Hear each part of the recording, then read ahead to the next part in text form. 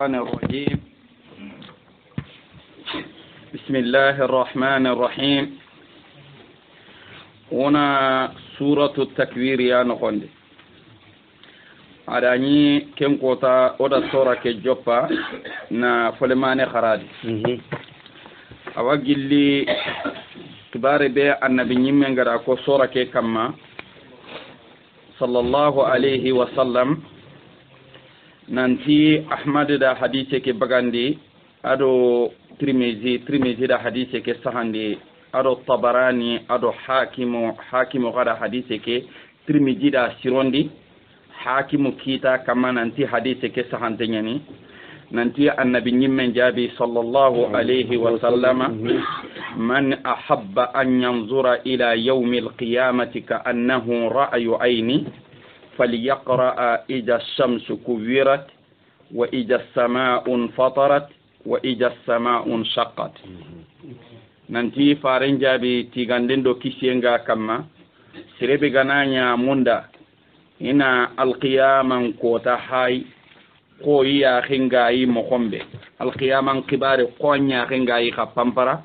أتنا كسورة بي أوغا نخوندي آغاني سورة التكوير annake qara ado sura bega tokine agani ija sama fatrati sura ado ija sama saqati sura tanna ku sura no sikki qara ni krosi sirinan cigi kama bane alqiyama ngabangena ndangani antini ko anya kenyane ati kunni kanga ke sura joperanga ati iza shamsu kuwirat bire kebe kiyanga iganaraga na kuladi na gusu moma kiyako akota oda ija banganda kharangani nanti toko kebe garna halara fontenyeni moma kiyako no kube garo fati yere kundube oga no khonde yala arrafu ala alfa'iliyah wala arrafu ala naib alfa'il وما كنيا بانغاندي اقدانغاني يري كلمه كويرات مبني على ما لم يسمى فاعله ما كمبي رنغانا كيميا يقدر حل شمس كي عرفونو ننتي نائب فاعل كويرات انيانا نائب الفاعل ني انتنيانا فاعلوا ان هاينيا filu kebe ga yudarni ija halle ija ga filu kebe rafun ija ga filu kebe ritini kem filu ganani mabniyu lil ma'lum to kebe garni anyana marfu'u ala al fa'iliyya aganani mabniyu ala ma lam yusamma fa'iluhu to kebe garni arni mabni na'ib al fa'iliyya anna kenya crossing tani kenga bangena ndangani wo hayrni ku hinu tamiro hillo be khara a hay filu ngananya ma'lumunga to ke be garni ahli ananya fa'il gelli filu ke be yudar ntengana gananya mabni ala ma lam yusamma fa'iluhu to ke be garni ananya na'ibu al fa'il kinni angada ijangar no kusu ke mo di filu ke be garni oti to ke be garni filu nyay yudar ntena kam ken to keta filu ki akros aganay ma'lum nyani filu ken failu ni aganay mabni lil majhul filu ken yana naibu fa'ili ni walla gati iza jaa ada filu liti renke ngaw mama filu liti iza jaa nasrullah ada filu nyari tiran نعم لا يصح إذا كورت الشمس لا ما ينبغي yo iza kuwirati shams yere kundoga na kuwirati yodari kuwira kenyana mabniyu lil majhul makembe kuwirati anyana mabniyu ala ma lam yusamma fa'iluhu yere na keta shams kenyana na ibu fa'il kini basran ko nya daga kille ibn hisam da kiya ko mukhnindi kad daga kille tanano ngani ku fatan ko nya daga kille ni kenga uma hataji na killo tafsir kila ga gillo ndenya na nani haklu lantaw inshallah makebe ka kebe ngara bangandi kundu la budda anna ke ton tampa kelenga anna ija angira ngari no sanna golli ke mokodi hobe gananya ku fatan ko daga killenye kinga ngana na hawn karamu ndendi bo masha Allah makembe malla nyi mega nay bahasu ngaki taben kamma hibe gana rande kenni kenga ko ati bire kebe kiyenga igana raga na kahuma me ke ki gore be gani ke kundo o ya hengayi itampungu nye ke tammani me tai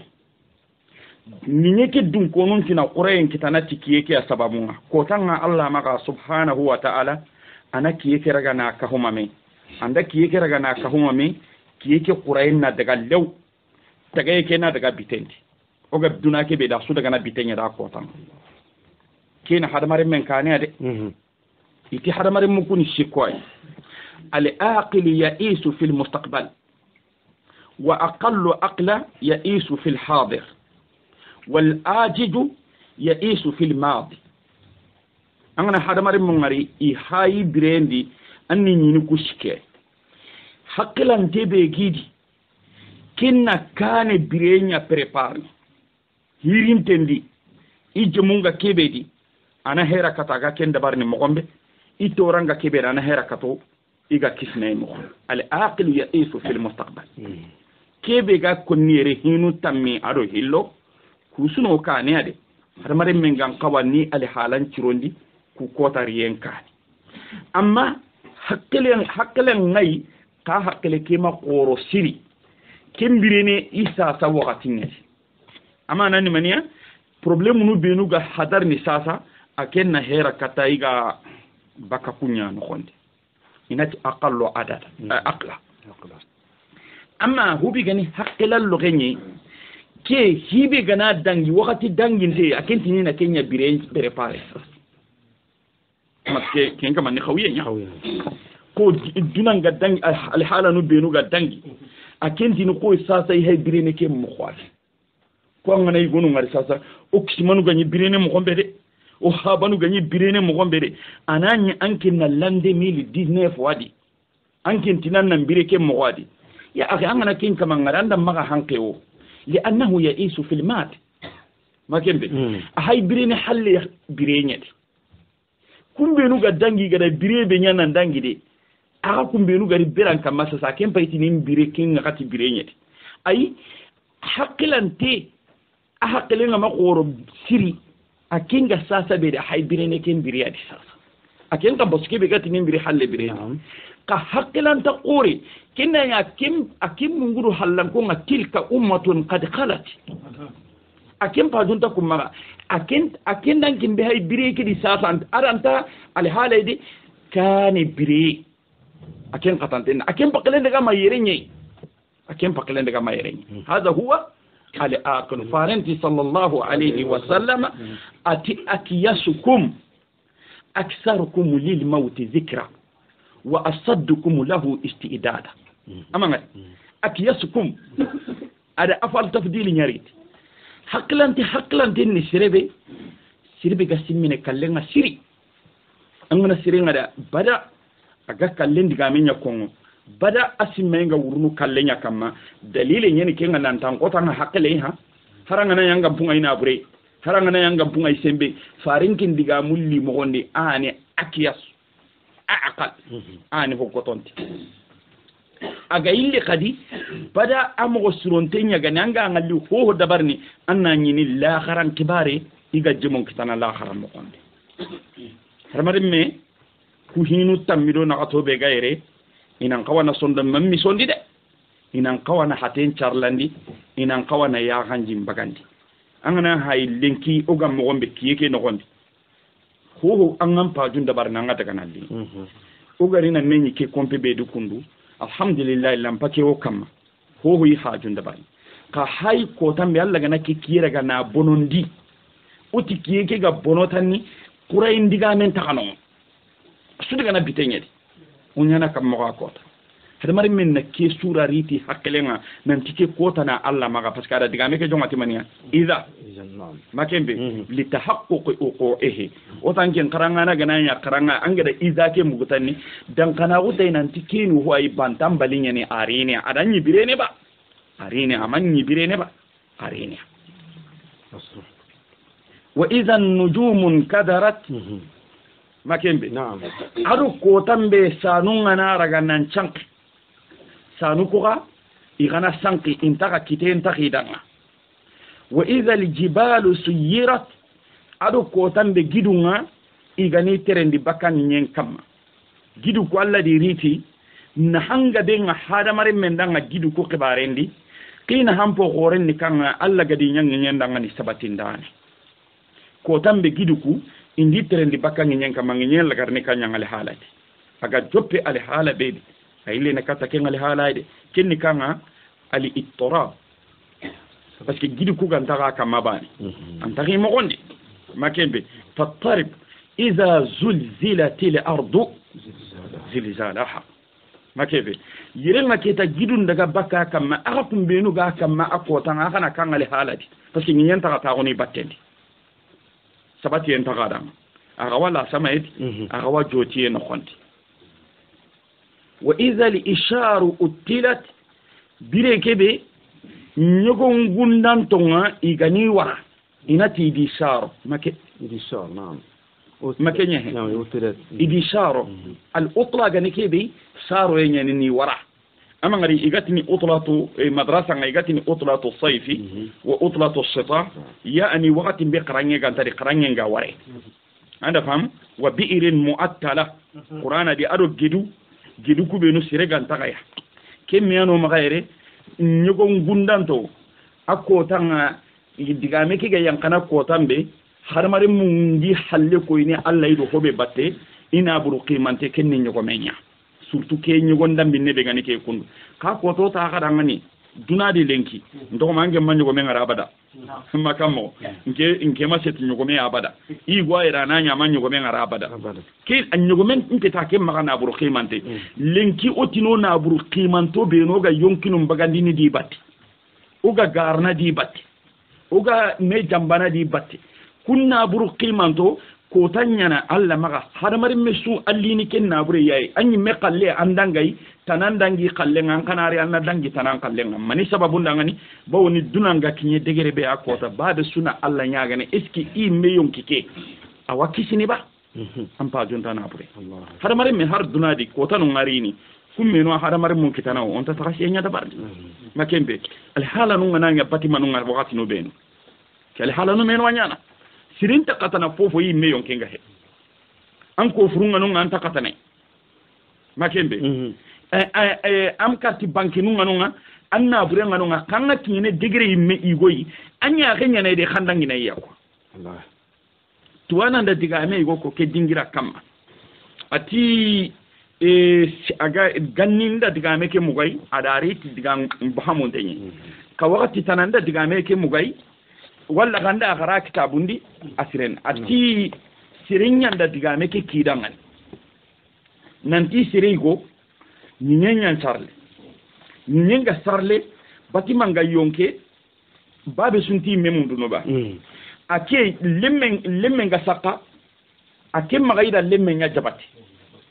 jagara to hutanya jabati to kre jagara to hukire nya jabati na ri bumbonga na hera kato danya aga kinyangi nyambera ngabirambe aga hainde amanyi lemmenga kitenda ranyi to hutanya na Allahu akbar ranyi to hutanya na kite mani sababu ndangani parce que aga nyi kota yake be dino ngane amire ni mania nyenyi mi medda manya gananya ke al halati wa idha al isharu utilat wa idha al uhusu hushirat uhus jamu wahsinyan makefe akotori sigerea nanti gundu hono oga kotan be dilenki igana tandangani al wahsh huwa ma la ya'tanis ma al insan kunni daba no kubenu hadamar mulaganta birene domi harangara ngarogi ragana ni maraka jenu ndama ngarone ragana ni iwarana kwa kodi na metaran kuto ko harundo sinundo nanu ikuma tage kentiki anda Allah ka bako ngari isuni daba nunyi kada hoy goro kedi kendo hadamar men lawade menena bire domi kada hoy goro kedi iranta demeni domi makebe bu kungundu fono o gallinki ko tambedi ba'duhum ya'is fil jibal igonu ngabirene gidundi wa ba'duhum ya'isu fil widyan igonu ngabirene nyambanandi wa ba'duhum ya'isu fil qarat wa ba'duhum ya'isu fi sahara igonu ngabirene sutundi igonu ngabirene saharandi makebe ka ko tambe dunaga na kinyeke ali haladi ninyeki ga kamana gurje bitenya nadi makembe jinga kamana nginyel logo ikumbe no anga dingira su iketa an murno anga nyime muntu iwuriye ke no gondi kete ya kamana ntakitakime igana takime lagaburenta tinina sugoiga jirintenta tinina naiga babe su dullen taka an kata na nyime asuka huma me asunya ka mentenga medi babe su wakishira mundu hadha ida ke ko tafsiria mani sababu ndangani bawono ga ku hinu tummi bedi kunyana dunaga nani gurjene i gonu tike wahsu hasirul wahsi gundu honu kunan kahuma me ke al halati makefe naam i gonu ikundaga ko saadi tafsir kebe go wurere akendaga nan tike kahuma yega ni kebe kahuma yake be ganyana al qiyamah kota kudo ini tambontu ga bakameti makembe wajhani makembe la yunaqidu ahaduhuma al-akhar makembe yala huma yame gurjana ba iganta me gurjana na ay ke tafsir tisi ko tafsir nana ngatira kama mukombe amma lenki aramanto kay wa idha al-biharu sujirat ado ko tambe gejinu sujirat iganira ganni faga bane sujirat iganira ganni korondi hillo iyo ni kawandi na sujirat iganira ga ni kumu ado ko tambe ke kaga nanya yunki suatunu angara kebe dabari dunadi gelle khairin do bone anga kentunu ko makefe sujirati manan nike iyo ndato o tafsindana kema hokay ati anya ngayde ati awqadat fasarat ala uqidat na'am iganire gani kumu fasarat gejike galagari ala azmiha na soga khantuyen kamma alagari mani naran alagari imbe fatawaqqat aka kumi makefe iti oga birene alal yabis igati no hobe danga al yabis parce que iganati nginyeke dang al ard igana nginyen ko kundu tastamilu alal yabis wal ma ana jimma comme jike wadi ninya kawante ngati kesu ko humantenya to konne al ard makebe bukay al ard ke yabis ke hukawante kebe anya sutenye ba anya gidindingira menye ba anya sahara nye ba anga to sahara ke kantoni ta jimma kempunga khayti tanu mani mey kuma ngana jimma ke takandi sikoi aga sikandinya do hukawante nangemene jimbali makamo antikamo jinganta sakadingira kebe angana jike takandi sikoi takandi sikanya do hukawante nangememe kutike sunu jiduro makebe bo angana kembai kenji gore wano ngani kakamane kille na jinun tananun dabari igonu nga urnu minyenguri igonu nga urnu minyen kama afangi manu alambi manu makembe karabunu nganati al-bahr ikunna do al-malih jisapimani iganati al-bahr inado gejinya anya jisapima iketaba anya jildinge ikunati al-bahr inado gejinya hunaka al-anhar waralaku ngano waralaku nikanga fankoro kubeni ga urnu nyen no khonde makeve hunaka uyunu jinyago ngano ngani makembe kusuni dura iga dingira no ikundun kono ga duna hanatia makembe bukamaninga ti wa idha al-bihar amanga dariti jamanye fang gejinu anya geji mo masu parce que ati maraj al-bahrain ada fangum pilli wala yaltaqiyan iga menyini nginyeki makembe agana tiya menyini nginyeki iya nginyeki khatiman bainahuma barzaqun la yabqiyan kamani kida nagangi ngenyari naka jisapima keranta jillinge ke qosono na sunya jisapima jillinge ke garanta jisapima qosono na sunya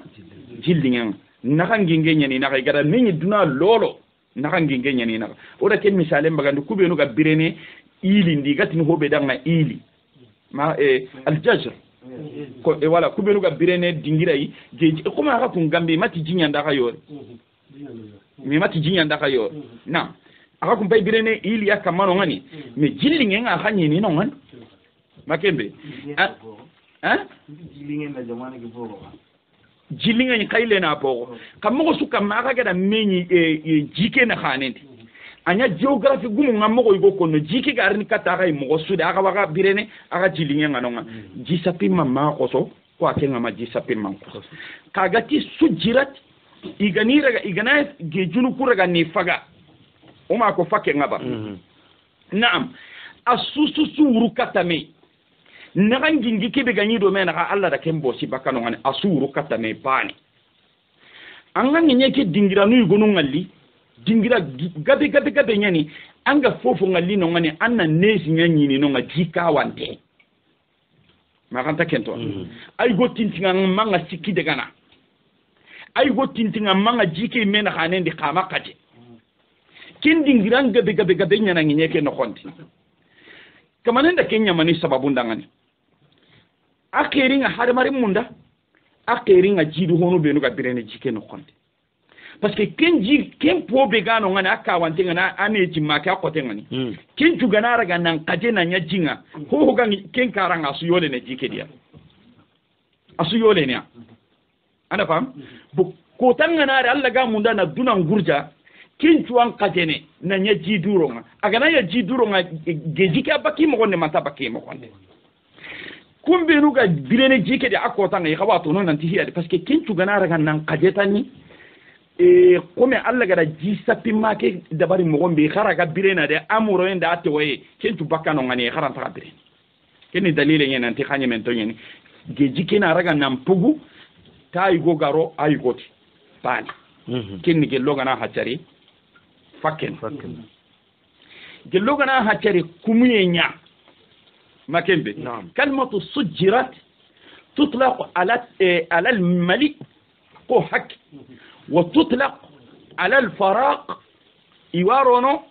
عربنا يغناتي التصجير مصدر كهيك كلمة سجرت في الماضي يعني في الماضي يعني مبني على ما لم يسمى فاعله قام مصدر من التسجير لغة تسجير كي تانغا للغة دي اوريرا وانيانا فكنا سجرت الكوبا لا فكا ما كيمبي سجرت الكوبا كانت شجرة الكوب شجرة الكوب أورين من أدوراه من الماء ما كان بي تسجير غنيانا دوراه ينغا وغنيانا فكين تسجير عرب نقنين دي أوانيانا كميين قاي أنغتيني سجرت التنور أورين من ndaki ngonkum bo gejinu ku ganani igana fogu kamaninna maninyana ana imbebe kome dunato anonga ko ngona tige jikina imbenya kama kahara gamanya kenga kama ne kena akumusa jikibe ganike kundu ke jigore ana kumallay ko asuna kumi asunda kumi aga kitabu gume ke haga da kenya sugandi digamendi nanti adaraga uqidat idaraga na akumu jikibe nya ringa iketa asukumi kumi yake dalle ala garninya na mania nyime makembe instance ngana nyi bidon ngana imbelle agana kumya ala garni nyana mania anyemenya bo nyemeke gana nya keta kenya urene atasjir gejunu nga igani dura khumti ananga iti Allah subhanahu wa ta'ala digame ngana nya gahe Allah ntaki digame kitana no kusaga kumana no security atasjir kusikisuna menye ni gejinu khibarendia gejike faka bitajawubi الثلج هو بيغاني قوه كاوانتكي جيكا وانتكي كنتو ناقاجي جيكي نفوق أفا كم بالي أنانيا إمبينا نانكومي كومي يكي حلقتا أنا كورو ما كمبي إيشي كسونا مين كما ننغانتي وإذا البهار ملئت وإذا البهار فرقت وإذا البهار وقدت arabu nunga mani ga diga kena ay medigan fabricante yen ma kama nan to tini gejinga na nyakundu arabu no Allah di kontonditi qur'ana ya ke hadamare menya diga mo ne ke ka Allah da diga mbani ariti sujirat ko ali hala no sikki suna menyi gejin kamma ko alqiyaman ko ta Allah gana ni dunan gurjana gejunon lagar ni nyana ke mo ko ina koro nam dura ko ke ji gore be gane ke kundu Allah na nyama lew idingira non kanyana kam angatu geji ke no on jutta yende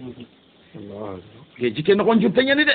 a jupi nyeni dingira ni nyugo no wade gana nan juho nan daga ma kilo no tammido hoy kilo no tammido ho ha a juhoy kenni duna sube kube no ga gollini jinka mai ga kinya hakke be ga katina kance iga makinya hakke be ga ma kance Allah alam ta kento de ken ji suna koro ka kamanin yille ne ken dingira suka nyokko dinia ana fakati ana sun nyokko dinia dingira jupenta toko dingira tintingan tenta toko wa yasalunaka anil jibal faqul yansifuha rabbi nasfa fayazaruha anan yeke toko qa'an safsafa anda kewal wa idha al biharu sujirat kuhinu tumme aramatum mokita yabo makembe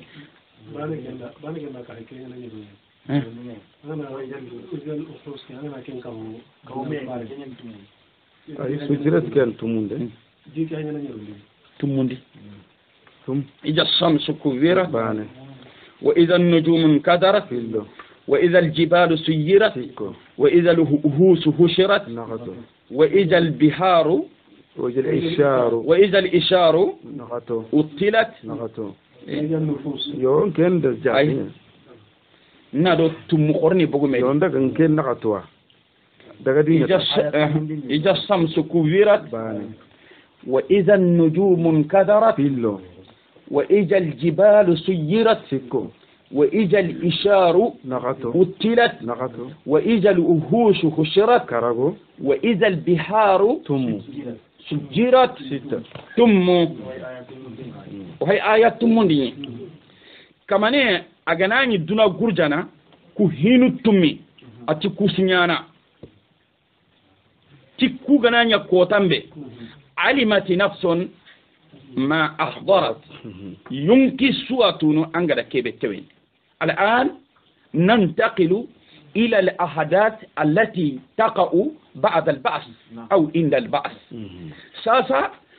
مسيبو قربينو دونا غنا غورجي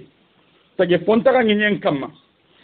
aga sogu barjagindi hakke be gallingi alla danga nya tanagati sine ba hakke be gallingi alla danga agara kento fofon tano limanil mulkul yawm fofon tano alla tunka humba ne gafe sasa kamane ngana nya munda ani ila garanci gindi problème nu benu ganyana kenda agara dunara nke problème nu ngari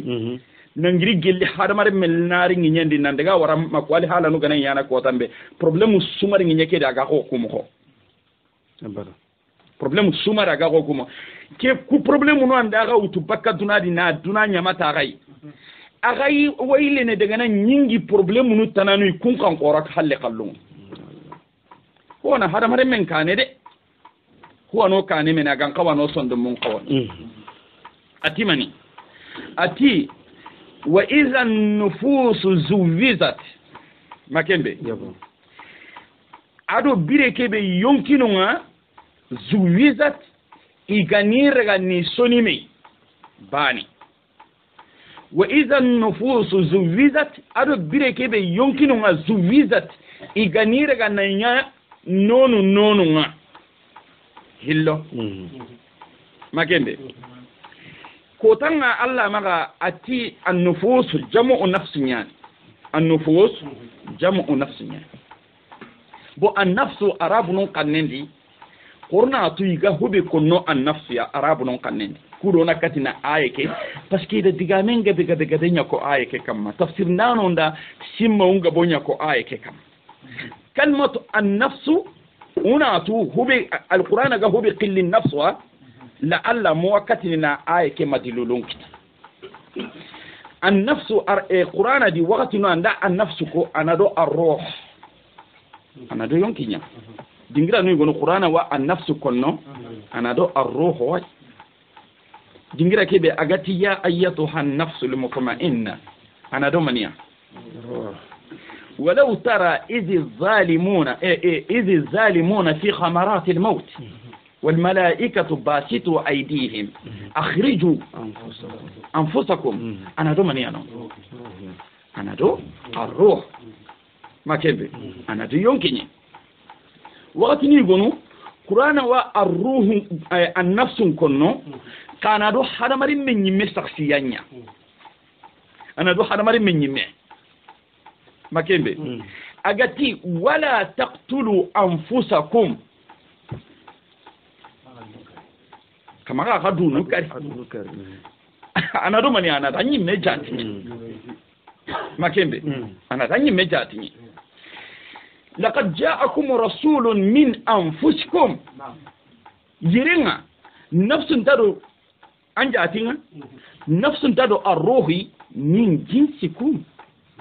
لقد جاءكم رسول من أنفسكم من ماذا من جنسكم نفس أوكل نكوسي بالنفس كل نكوسي القرآن دي يقولون تي وإذا النفوس بريكي بيمكنها زوجت كلمة زوجت جعلوا شيء زوجا لشيء آخر زوجورينك زوجت مبنية على ما لم يسمى فاعله التزويج مصدر بيسا التزويج تزويج يعني كبي جعلوا لفرد زوجة لشيء آخر كين فرد واي كي أباني هيك أنا كيك هاي أنا منيا أنا زوجة تزويج مرينك إتي تزويج غنيانا قرن شيء بشيء نفوس توكي فوي بو أصلا كان تفسيري أوتينا وإذا النفوس جوزت برم بيمكنها إغني إسوني مي ona kusanta dangi kin tunin de on ta mana mundu na mana ngani kebe tafsir ndano mama nan to gono ngadi ukwan jono nan dangi amanan kam sasa otoro la hara gilden kibare ngeti har mari me oga fati walla oga kara hatendo yonki mbugumi ma hatendo yonki mabugume ya hatenga a disparing nyendi ma sanku nyendi ka yonki kana baqiyan في البرزخ يمكن كتقول النفس الروح لا تفنى أنت من أبدا قل لنا يمكن تغاني مغنيا أما تجتني مي أولو من ما كيف قالوا غني أباني أنا نون ما باني أنت نون بريم بألا جنا فتوكو ساغندني ساغي مغندي سادي دو يمكن غتوكني مي خنا كم إغباني أنا نون ما كيف وإذا النفوس زوجت يغني بس كما غادي زوجت يغني سوني يغني يمكن يشوني سوني كان كانينتي anga soni ngem kusangati indi soni timania huyu bwana no igiso notai wa iza nufus bire kebi yonkinu mazuwijat igani soni bil ajsad akuru bakake au bil abdani bire kebi yonkinu nga igani soni ti faton makefe awreni a bire kebe yonkinu nga na sage kata faton keni wulienya makefe wa iza nufus bire kebe yonkinu nga zuwijat igani noni gankako ninya noni nga makembe ninya noni nga agamati me aya kada aya tara suratul waqi'a wa kuntum azwajan salasa jumiza ki haikai idinya ashkala idinya nono makembe asabiquna nonga hubenuga kumbata kunga nonga ashabu shimali nonga zuwizat idinya nono kemana ni mania wuliye nyangi na nduguta wuliye nyangi halena nduguta oga kinye beranga kamanenga ati kasanki bakami muqarrabuna nonga al abrar nonga ha al muttaquna nonga ha usai jena nonga grupu nonga idi ka grupu chigindi kara imene ka grupu nanon ho gani jena na nyakota aka grupu choni ntonya na me wandi na grupu non danu grupu choni ntonya na me sumpu kutano grupun chonen tanya me kenya ni senna umar radiyallahu anhu ati qurrina salihu bi salih wal asi bil asi wal fajir bil fajir amangat wa idha an-nufus zuwizat juwizat igana yonkinu laga ni inyan nonu et surtout suratul waqi'a ay ke wakide manasiri makembe ka yonkinu lantanya na noni gabagan ka hunga abada gantati yonkinu ndo fatonga na mekita makembe ke tafsir ga oran ta dangini ke kaide yonkinu ndo faton choni me gille nganya na daga beranga hadamari munya ashkal nono sorobe no ganyi filla ka pen groupe nga ko nga noni sorobe no ganyi tawhid groupe nga ko nga noni sorobe no ganyi jamba en groupe nga ko nga noni hayanu groupe e wanon wa idha an-nufusu zuwi kenya na kambere al khiyama mbera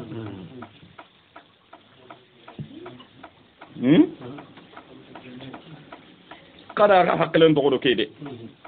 makembe kedo tafsir al mufradat tabana na li wa idha an-nufusu zuwizat na digamen to bitende hadamare mundang Allah at-tajwid amanan to amanan ngani kede hillo kenya kami maga parce que juvisat na yonkinu ndo fatollo me juvisat na nyanono sikia na nyanono sikia juvisat kenni ashkalinu kullu shakli ma ashkali agati wa kuntum ajwazan ثلاثة كني وأصحاب اليمين وأصحاب الشمال والسابقون السابقون كل من يكون شكواي جوزت ونيا نونو سكيا يعني توحيد ngumuni nonu hilli siri munyantoni noni bana tafsir mihil sikandiki haykinki gillaga kungani hayanu nyi aka kunni shakili ay uhsuru alladhina zalamu wa ajwajuhum surubiru ganya nyangundano nga kadi grindidi kawancanu surubiru gani halla maganci hendano nga aka kunni shakilinu jena anu aka kunni shakilinu juya anu aka kunni shakilinu ha diga na keta kiani askala juwiza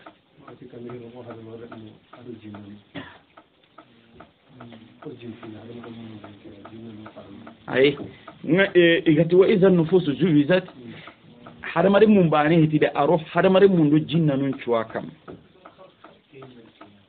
aganaro jinna nun do hadamare mun cuwa kam o ku osu hatondo o yonkinin tokime awa jinna do hadamare mun kam wa kuntum azwajan salasa ani jinna nun do hadamare mun cuwa magembe amma gella gananya hayanun grupunye ana jinna nun do hadamare mun cuwa kam makembe an tafsiri ke arawanya nake parce que harmar ni be ga sanku ala hangando jinna nyana aga wa sakilo akota makembe iblisa be ga da sirebe sankundi wajaat kullu nafsin ma'aha sa'iqun wa shahid makembe kemmo gonda minni ani de gelli shaytan be ga nan cankundi aganya sankuntenga ida garu kacibanu ay kina kesu aragana wa idhan nufus zuwizat kenyani serempa yanga serebe nyana kapalle maide serebe anda ganani domi hoga kapanga lampinga dudo kota na maliken kamanga ka serebe anda ga domi badankin doken kamanga nani domi aganta fofo ya angal lampi anke nyimme jatinga lampin lampunwa kanta fofo masala nga gantati dunadun kibare nya ikhwani dudo kota na kenka manteral ma ko anna lampundi de makebe parce que hadamare men ko ta sire sudi kapalle manya wa idhan nufus zuwijat kada fam ora sora ke ngari sora depe makebe ka hay wakati nyigano ma khare makebe annabi mati sirebe gananya munda na al khiyama paya tanna sora ke khara kellan tanyana wa idhan nufus zuwijat na ko santa danga e kundu makembe muna hata mpatia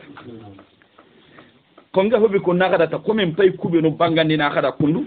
kada dudu ko ta kana kiara ga hakkele nga kan daga kana muraja nya ko kam makebe tajwiji mananga ni kebe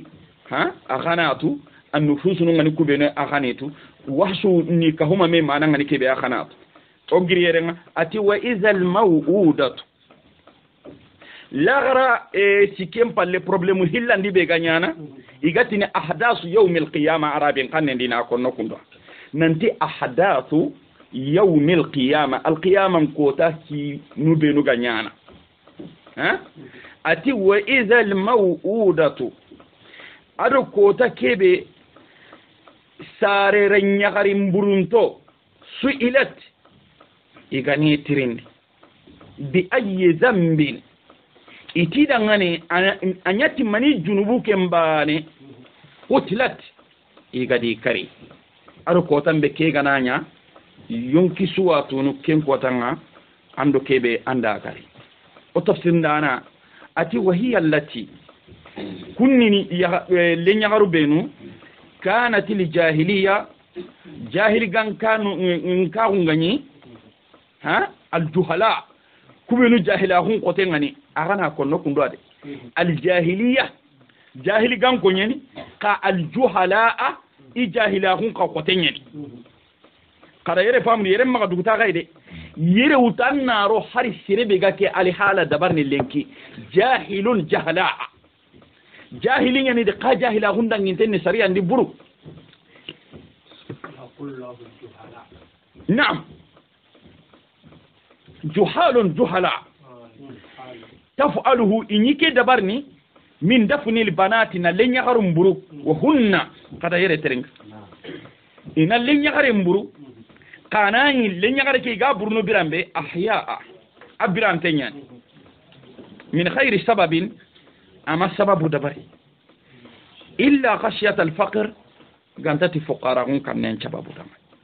inya dabarnike agati al mawuda sarere mburunto mawuda wure agana afilun ni wa'ada ada buru ya idu awa burnu wa'adan burundi afilun paike arabunun kanne wa'ada ada buru ya idu awa burnu wa'adan burundi wa'ada ada qotondi ya idu awa qotondi wa'adan qotondi awre ni kenne burunde fete mustaq min wa'ada asaqilu arabun qanne asaqilu likki qote kenya tokonni wa'ada makembe wala yauduhu hifdhuhuma qur'ana make kada kemmo ado keswana lasliya ولا يؤوده لا يسقل على الله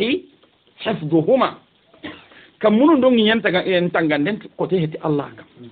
وادون قطن دي ما كيتي بون amma ngari soni kan tanen daga oga ko ngonan ti sarere mburunto ora ka kharangani tafsiri haraga nan yin kinne ne ke gara ko nan ti sarere mburunto ya parce que digan kasike be gi no ngani ndega do kenyi makembe tafsindana ke haka kore kata wa'adu reni ke na limmen birantel nyon to gedendi na sey nyan kanda ka mama kanka anda ke wari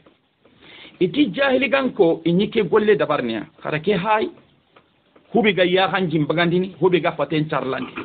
aga sondo men aga mi sondi an charere me lemme amanya foyi ma yagare amatinya digeri angatina nya delenkanga ko anya banding abucinne nyiki golle nyana kenyi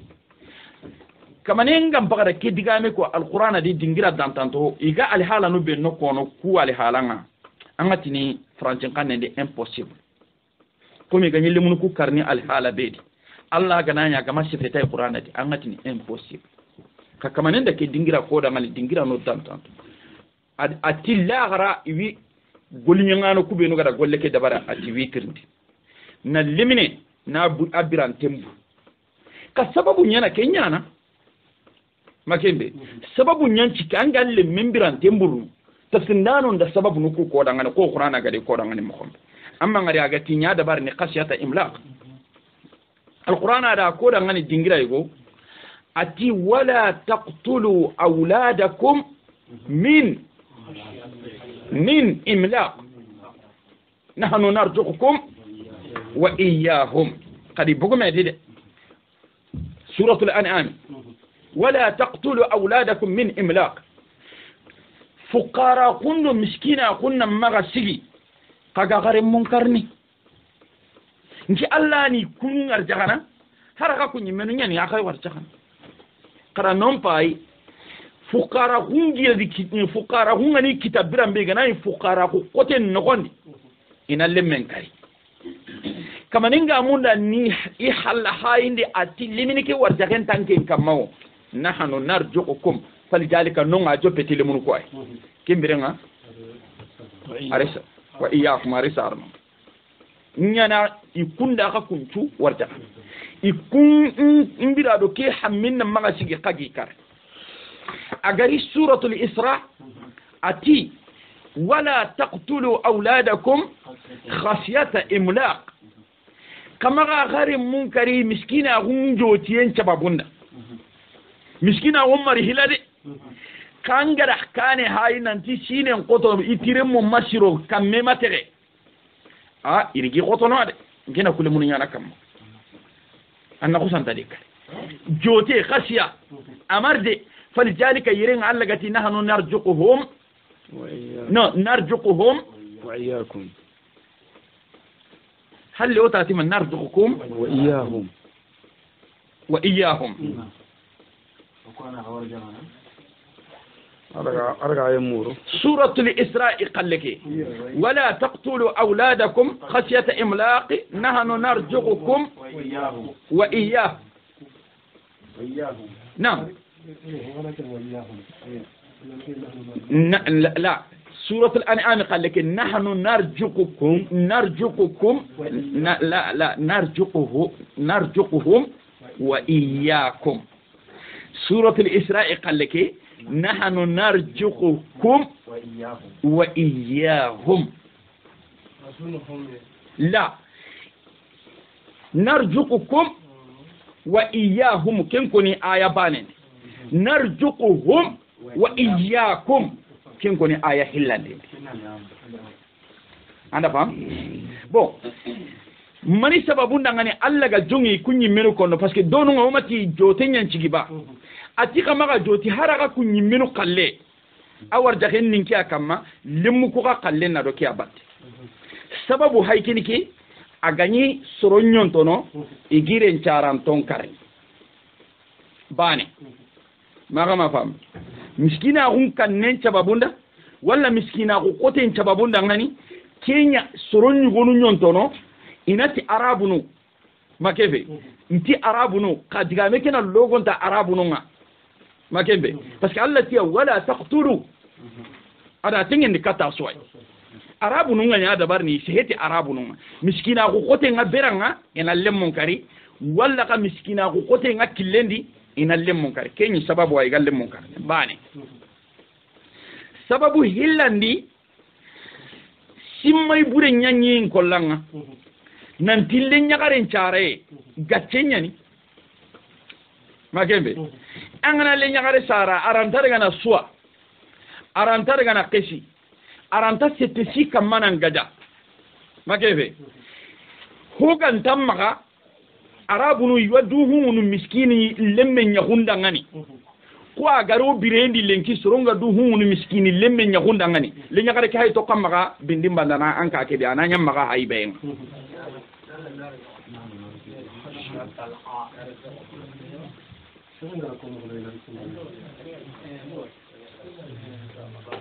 agadi faham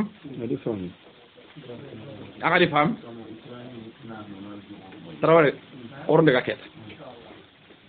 agadi faham limme kina to kamaga awa bindi bandana maga kande agana daga jena nda limme sara ina haybatay ke gaccen kannen cababunda ngani le nyagare ngana sare nyi le nyagare kenyi nyontono le nyagare karindeng inyamani me sikku lastum ma'iya ikhwani lastum ma'iya ngana gatin di sa sababu no ku jaga ga hakalan tay subhanallah ma kunta ma'ana fahamu de Muhammad amma nyidinga e o da horin genda dogono ko hoke bo base tas angenda lo jurun kita shari mangen tandaro ya nge sikwa ngira fillo ko nti sababu no parce que inyille nyagaru ku karni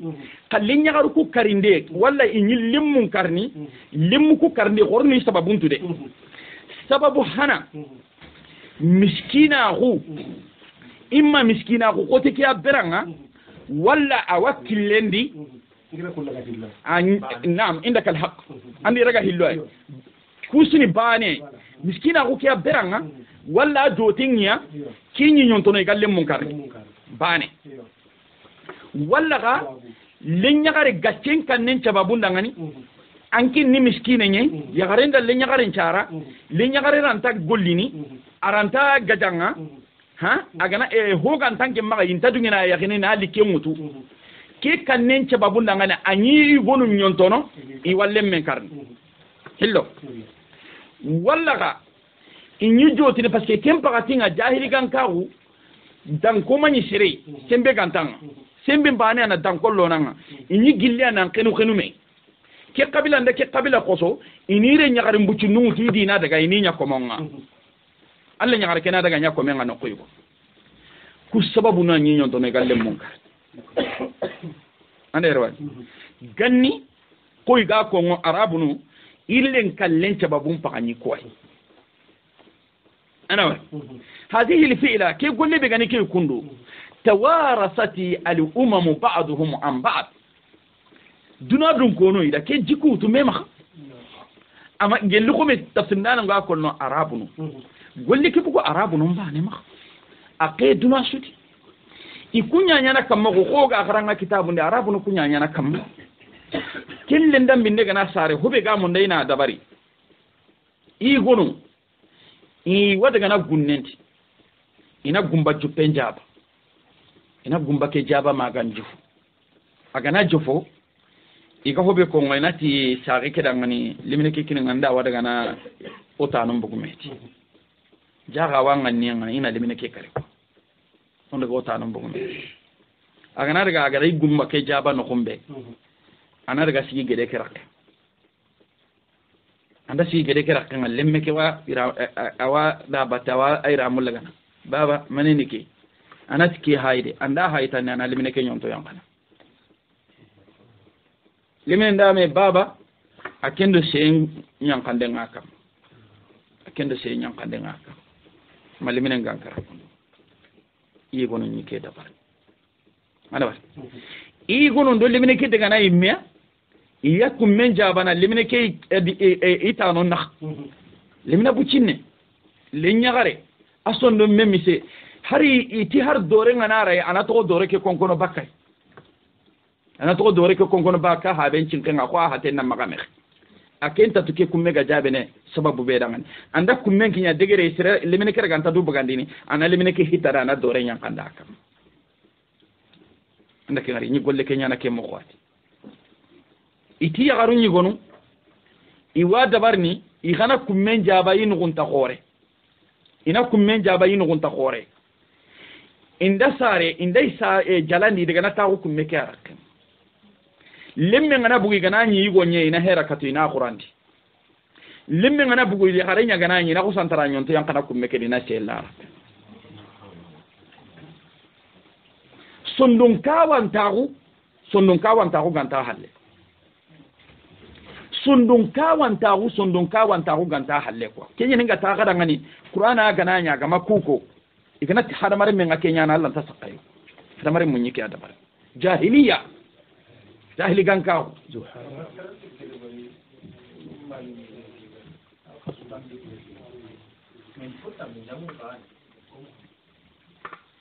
jahili ganka kempa an morsonyugo an kutenyugo an tondo menkete ama wango su dabari na karike mogodi kun ni birene ke mogodi yagarin ni maka ke alhaladi yagarin de sempai ke ai aga ni so e duna dun ko no maka ke alhaladi kullina yagarin intobe bakka kedi alislam silama kunyallina yagarin bosi bakka ke kace yagaren cigiranga ni kebe na koyai palasi bega yagaren na koy ken cilama ko wallenki hinunga ille nanti ken cilama ko anda yagarello هذا لا ينطبق مع العقل عقل لن تكيوت سلام نن قوا سلام اكون نكي بينا بانغاندي سورون دانغاني wa kenta hina hanade silama kunga da dan ko be kini ya harenga ina kem bangandi soronda man silama kunya hakada ya harembo kikati hakaza kanu yafaluna inis ya harenya na kem kwati inati antarno qeti takenta ma qeti anda ke sonnon kan ta kuma ke mo kundo abugo jahili kan ka kuma makembe تسرب في الأمم الذين ينتسبون إلى الإسلام قل لي كرينا نشانكي سروندي كوبي نوغا تيني دودا غاني مسلمون كوبي نوغا تيني دودا غاني مسلمون كوبي نوغا تساليني ما كيفي oda ngari o bireke no gondo o kanu kuno gondo o bireke no gondi nonga ha gelli anganati amanya ndingiranga anda sirenki ngara ya kan cakai nan tanyangi dingiranga koy sare remu biru ga sarne jeni en no konti o ko honon no konti sare remu biru ga sarne ya garinna idu wara wandi gondanga adam pay be ngari huten tanda naka nkida simma ya gudu loka kun kempenye renya mama kempenye wandi go ho hon tanda naka ande gandu wara kendanga dangari lemme liken nogondi lemme kela maniya i gonu ina xannon ko so sare dingira makembe i gonu ina jinte la xannendi i gonu iga karni mogo sudi i gonu lemme ke na togo nogondi fompalle yonkinga futadi ina lemme ke kari mogo be igato o gato dunadi lenki mo xombe ما كيف الله هيدوك يا أغتي وإذا الموءودة سئلت كلمني أدمنيا إيغونو إذا جيوتو دقي سيدي جركاندي ما كيف إيغارا كوبينو سيدي جركاندي كما ننغا كيتي نانتي إيغونو بينوغا بيريني دونادي يديريكي كاكو غبي كرا جركا كيديا kedi njimma ndo xaram mo suga ta ko ta nga gana irni kurombe te kente nga ya kanne nyengente awa dege ne hada ma gonnaga awa ya gare ke mundunu kebe gada kari awati nin kama ki andin kar den ta ta garin kar sabab xaram mo suga ko kundo rahimahullah ta gana irni kurongay akanne nyengente awa dege ne hada ma gonnaga anda rewa wa idha al maw'udatu su'ilat sarerem oga birene ke duna be di lenki debena girana daga kanu debena deben kari qafu limine ngakendi ha kirsen ngakendi ida maninya ita kana asulegendi tike digame wa izal mawudat su'ilat makembe iti tilla lahadmu dunya ahwan ala Allah min qatl nafs wahid yonki bane ama asababu dabar na kari na duna gurjan ko to Allah magana ko to kenade anni wa Allah magana ko to yonki bane an-nafs biniyatullah fala'anatu Allah ala man hadama biniyat Allah yumkin ni Allah tagandenye Allah langande ngado sere be gada yonki laga na gurja surtout ki al hala kundu ama fo honda minne daba wa idha al-maw'udatu su'ilat makembe o be no gatunga nga ono mo kontude fofo ganyana ka hono kudi oni mu kuade o do soron kibarum mu guidal idi yakunde makulle ndambu no karnde nga o ku be no gatrende no kuno konti anya kenna keme dabari usay limine ya garake anda ko liburende dabari ikhtiyaru nga maganga nyake marna amara kama makefe limine kanga birandini me abiranditi Allah sariya da hibani amunda magatani maga limine ke ko francin kanne maga limine ke rokoni ko aga francin kanne na limine ke ka ho alle menga nan talle menya nan ken ka to nan talle meheti sariya ndang interdike bane tan kamata nan maga limine ke brandio Allah walli minake birandini ke anna khairin kita kan kinna ille nan ka hukken nyagare na kelle mine bonondi ke manya de korno du krosken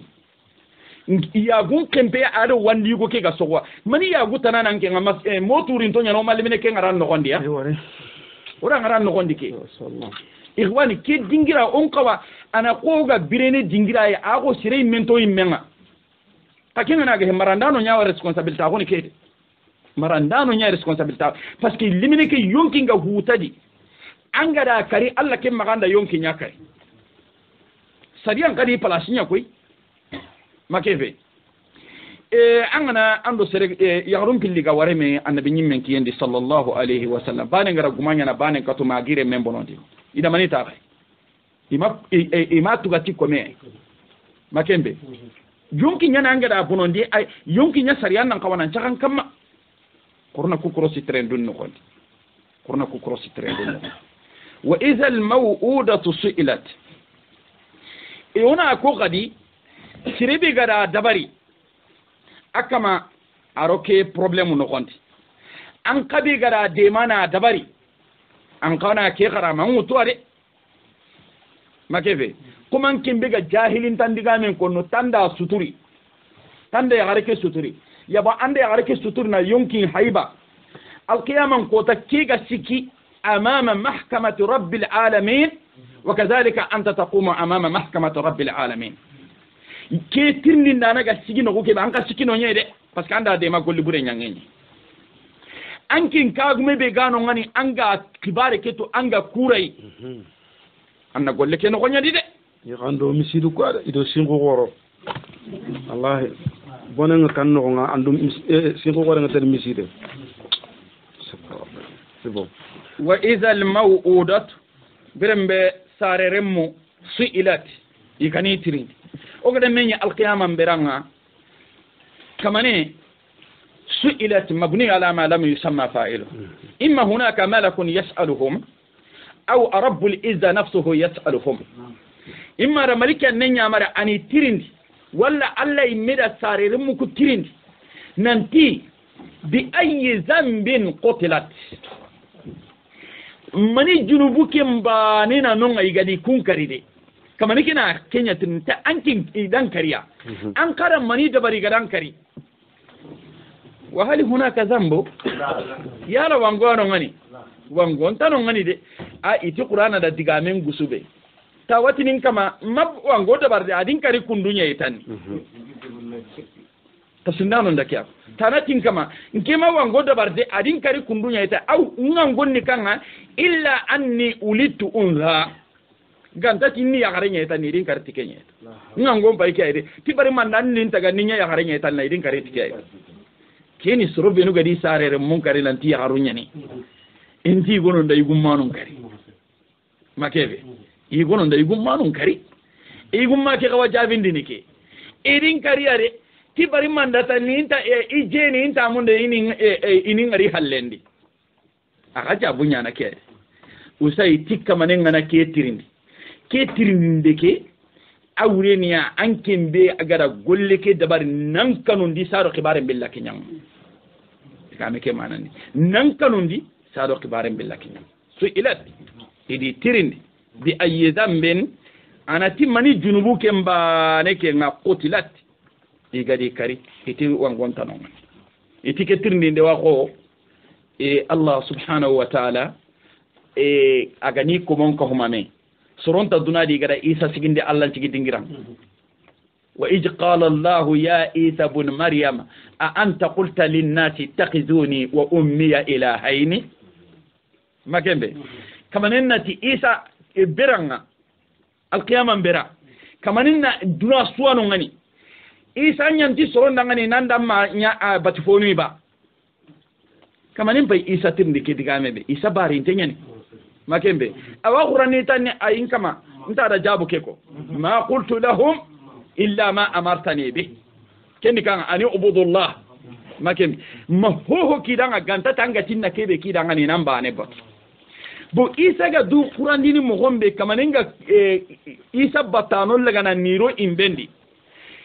ke sarere mebe gara al iga tirndine a khana du barindini kundunye anke ngoli nyangana anga harama ngutu koy makebe amma hobi gani ku sarere mu benu gani ku kundu igadi kari majno buda al qiyamah ko te khibare nyana kam mo ikhbare nyana kam mo keda bahasu gille ke nyoy ku sarere mu usa hay ke adamani akinya makin igurun karano ko nyeti ha iga hibi kono arabu nu kuyi gono igana kinyene sino tumia ni kare makembe naam ima fofo dabar takalufu sunti alqiyamah ko te nyana kammo ke ada holla qebe muni are adagana kata filla kapano lentugunno come hilla kapano ha kafirnu kubenu ga birene sasa ire mu kubenu gi maga iga kallana ni imakinye takalufu makembe turinte asare turinte hakele mara maga kalla makembe asare alungunte yene ahinkinte yene amumunte yene arno tanga ken ari breke di maga kalla na manitunu ku kar alqiyamah ko ta hala na kunyana kammo makebe anani la silnon ni kafir ni anda fam yere adiga men gillen ibnul qayyim rahimahullah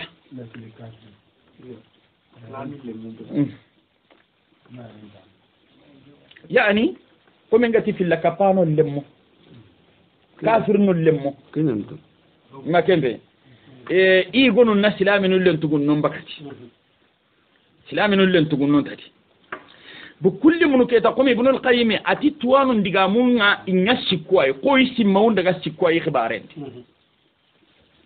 يسمون دغا سيكواي خبارين lenginan ke jagande kane comme sarim billa kinye ke nokui nan jaganda kama nke nyimmi me bane ni kahini jamanye kubenu iya gani jamahana nga ima jihabin nikanga atawqif nan cigi khibare nke ni kenya kama parce que kuni hinu ay i complicanto ni to